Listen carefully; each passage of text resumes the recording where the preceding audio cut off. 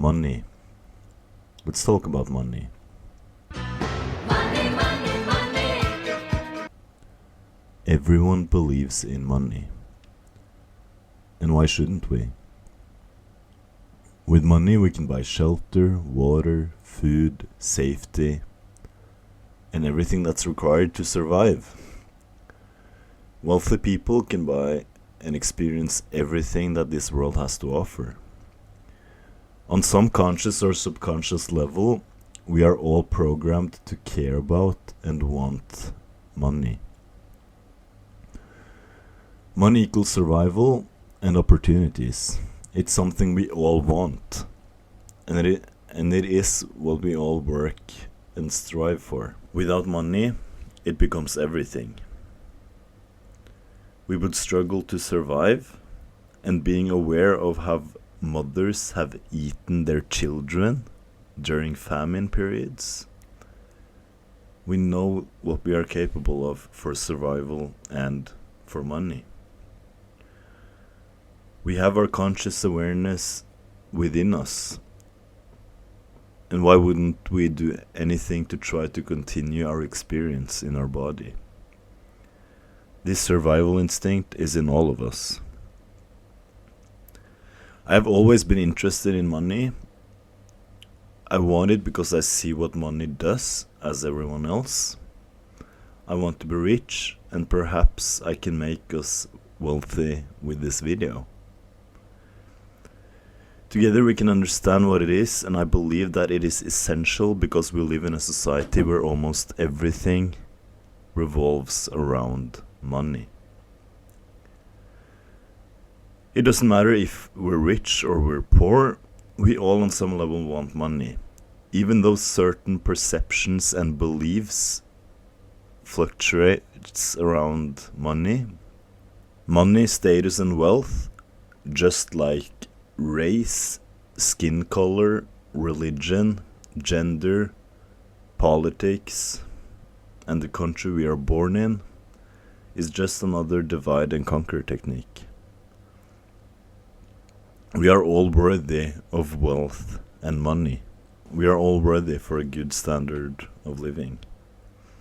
Money, funnily enough, comes from the word mono, meaning one, and I, meaning I, or I, the self. And we have all seen the all-seeing eye on the $1 bill. One eye is the direct translation. This connects to spirituality and occultism.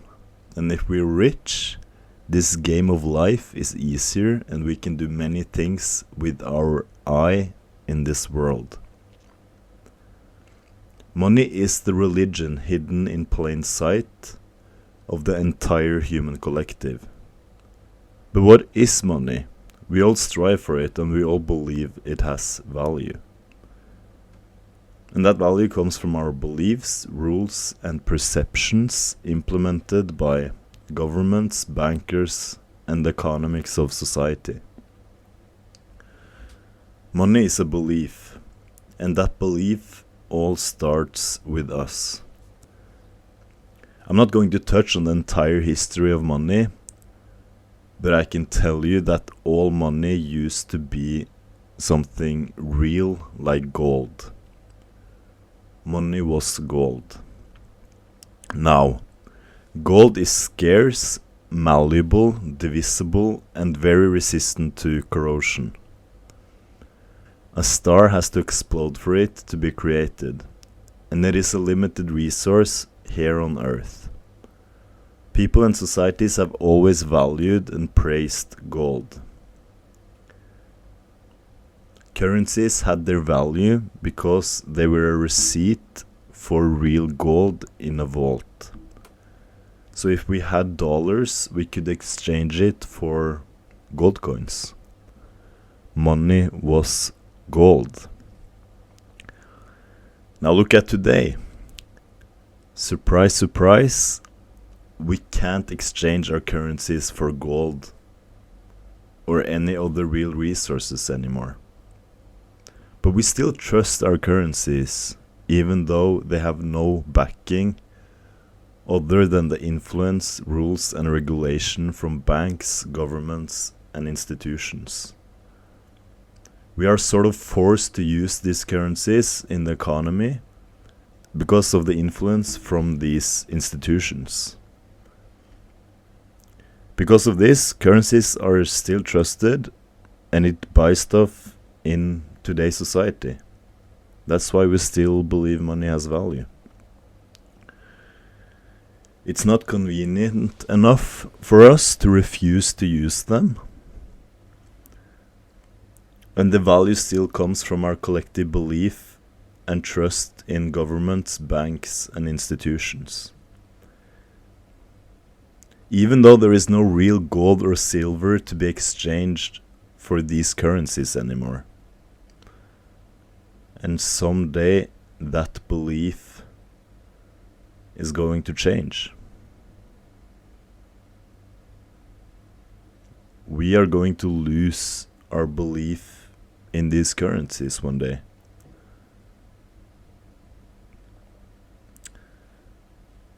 So let's look together on how modern currencies and money we use are created.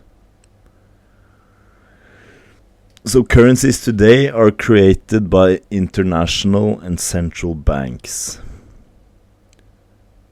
When governments need money for anything, and they do all the time for both solutions that we believe help us and solutions that are just blatantly destructive for humanity.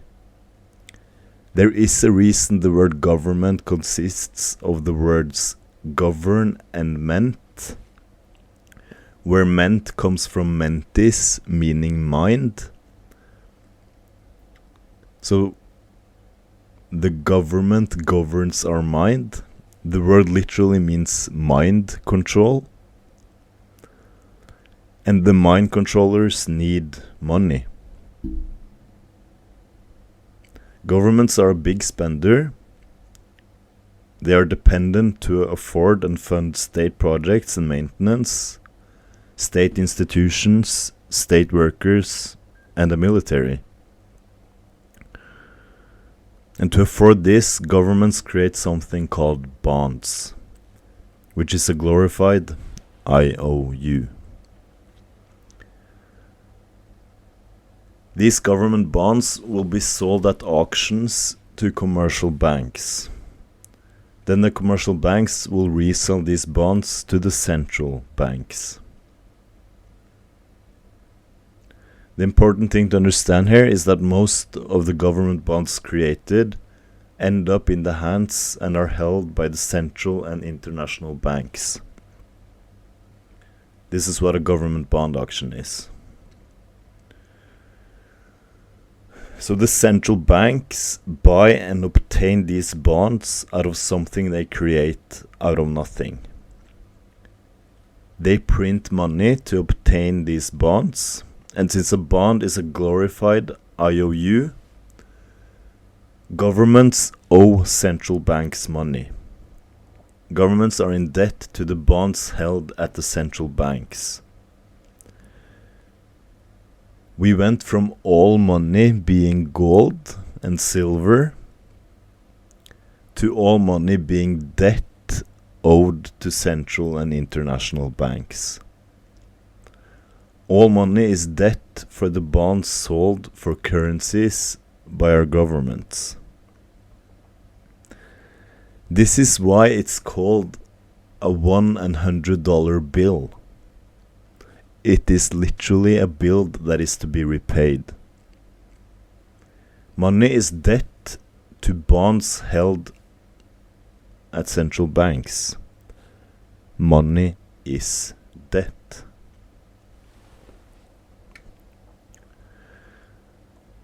This is why all governments are in debt.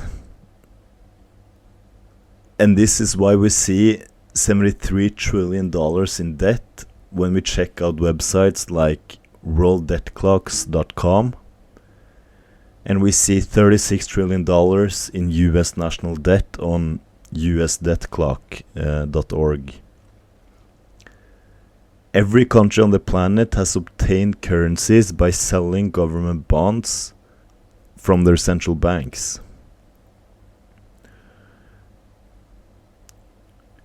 Now, figuring how the debt of the governments of our world is approaching $73 trillion, governments go deeper and deeper and deeper into debt. These bonds have interest on them. And governments constantly need to afford these interest payments on these government bonds to not go bankrupt, often resulting in buying more money by selling even more government bonds. The word bond is short for bondage, and all governments are in bondage of debt. They are tied by debt to these central and international banks. Now, we look at our governments as our rulers. They own us, and we have to abide by their rules. But these governments are all in debt. And when there's an election and we vote for a politician, we think we have the power to change laws and society.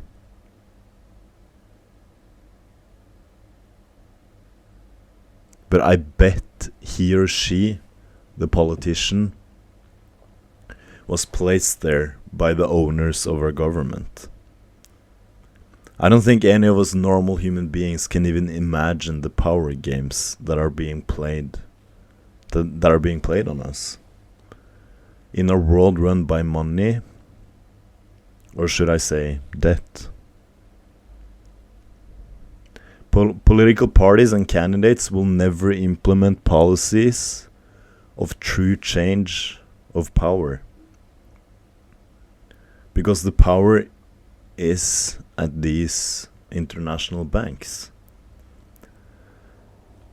So politics is just another divide and conquer technique to divide us between people and genders,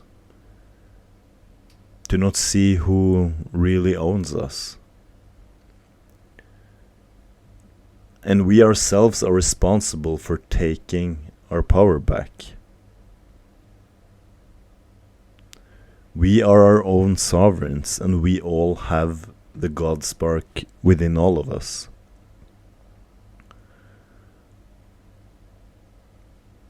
Don't believe that a politician is your savior.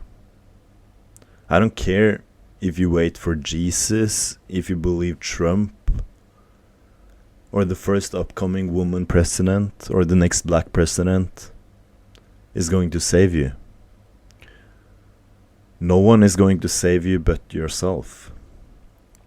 We are all our own sovereign masters, and we shouldn't give our power away. Not to politicians or our government.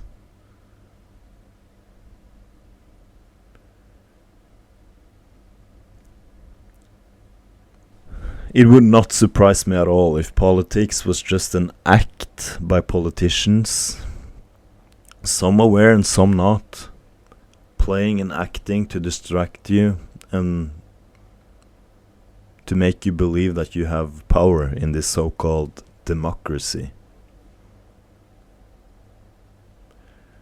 Because we can't really imagine how much we are tied by debt, and I honestly believe we are all slaves. A slavery that revolves around us to pay interest on the bonds held at the central and international banks.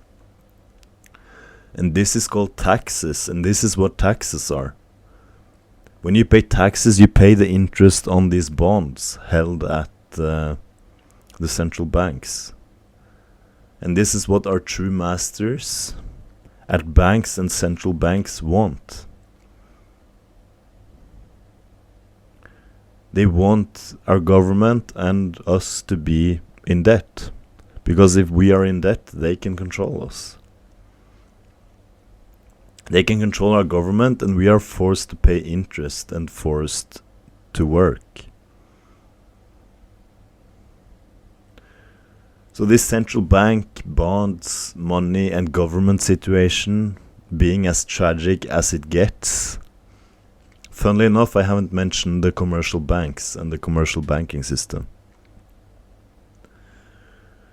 So when public workers are paid, they deposit money to their bank. The commercial banking system then creates way more debt through something called fractional reserve banking. And this just means that for every deposit a bank gets, they can lend out that money again to someone else, having a fractional of that money as a reserve requirement. The banks hold a certain amount in reserves and they lend the rest out, and then create IOUs to fulfill the depositor's account balance, creating more debt. I will now give an example with a 10% reserve requirement. So let's say person A was a teacher and deposited their salary of $100 to her bank account. Now the bank has a 10% reserve requirement. So the bank will keep $10 in reserve, create $90 in IOUs to fulfill the $100 account balance, and the bank can lend out the remaining $90 to someone else. Now $100 has now become $190. And then person B comes along and he loans money for something. Now $90 of the amount he loans will be what person A deposited. Person B then buys a red Toyota Corolla from a guy I will also call B to simplify. Now guy B will then deposit his $90 to his bank account, and the process can repeat. He deposits $90 and the bank with a 10% reserve requirement keeps $9 in reserves, creates $81 in IOUs to fulfill the account balance, and they lend out the remaining $81 to someone else. And now $100 has now become $271. And the borrower will then go into society, buy something, and the seller will then deposit that amount to his bank account, and the process will repeat. So the process keeps on repeating with deposit and loans. And the original deposit from person A of $100 will be redeposited and relent, and can become $935 with 26 deposits and loans. This is fractional reserve banking, and this is how banking works. And in this example I used a 10% reserve requirement, but some banks work on an even smaller requirement. And in March 2020, the Federal Reserve reduced the reserve requirement to 0% for commercial banks. This eliminated the fractional reserve system in its traditional sense, and banks can now lend out all of their deposits if they choose to do so. And I guess this means that infinite debt can be created from a single dollar. And this is just mind-boggling.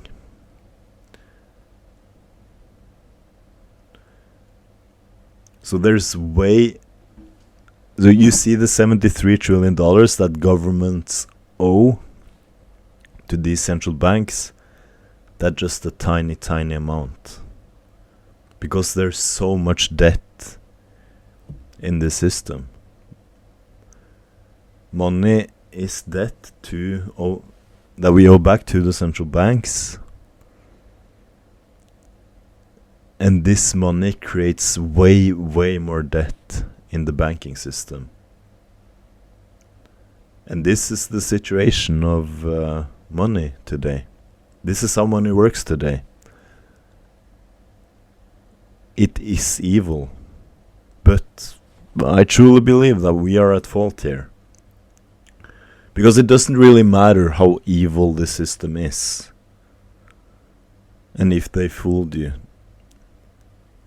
Yes, our government is all in debt to international bankers. And many of us are all in debt to banks. They own us. Bankers own us. Bankers are our slave masters. It is those people we work for. And money is the religion of this world, and money is debt in today's society. And we as slaves pay interest on loans, and we have to pay our bills. And we are just trying to catch up in this rat race. And money is energy, and energy governments require for taxes are used to pay interest on these government bonds, as I mentioned. The word bond is short for bondage. And governments which we serve are in bondage to these central banks. The entire monetary system is debt from the central banks, which creates way more debt in the banking system, and all this debt has interest on it. A man or a government in debt is a slave. And we as humans can't be free as long as the monetary system is run on debt. Because we are in bondage. But we choose to do this to ourselves. It is our fault that as soon as we get a job, we think that we have the privilege to borrow money and now enslave ourselves with a close to 30-year-old mortgage. We do that to ourselves, and in today's society, few people own anything.